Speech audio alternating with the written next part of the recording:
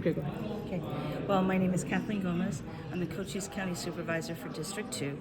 And why this coming here as supervisors and representing the Cochise County is so important is the networking, of course, especially as we're looking to finding the funding and getting stakeholders to realize that the Douglas Port of Entry is an opportunity for both Mexico and the United States, especially Sonora and Arizona. So one of the things, there's so many great meetings that are being held. I went to the one on agribusiness and learned that 350,000 heads of cattle go through Nogales and Douglas in 1 year.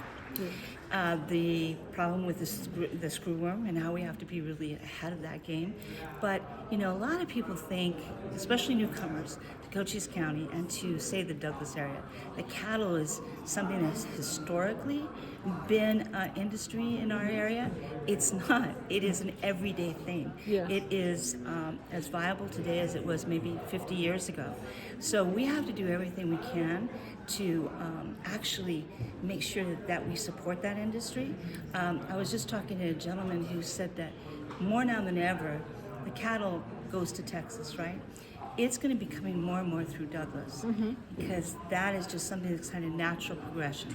So we need to be aware of that, ahead of the game, and make sure that we are creating an environment that's going to support that industry. Okay. The other thing I went to was the economic development, right? And that was amazing how they are really, Sonora and Arizona, becoming kind of out there in the forefront for semiconductors. So how can we bring maybe some of that business and that enthusiasm into the Douglas area, or how can we be part of transferring or bringing in commerce that deals with semiconductors? And of course, the minerals that are in Sonora are going to be really important as they come in through the Douglas Port of Entry. So it's understanding what's going to come through the Port of Entry, what already exists that we just need to be very supportive of. And I was very surprised by the number of cattle that comes through. And I think I've heard a lot of people say, well, cattle is of the past. It's not. Yeah. And we need to really support it, and everyone needs to kind of gather around that and understand that that's going to be an economic base for us. So that, it was a lot in one day, but these are the kinds of things that really the supervisors need to be involved in as we try to develop economic development, because we need more jobs, we need industry.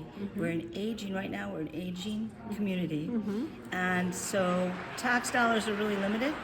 And so we need to grow our county, and this is a great way of doing it. Okay. And when you talk about the cattle, is this cattle that comes from Mexico into Arizona? Okay. Yes, it does. Yeah, and so interesting. There's a lot of enthusiasm about our port of entry, and we just need to make sure that we're organized, that we have our stakeholders that are going to help us show that we have weight in this kind of economy to be a viable port that creates a lot of opportunity for both Sonora, for Agua Prieta, for the state of Sonora in the northern part, and for Arizona, Cochise County, Pima, and Maricopa. Very good. Okay.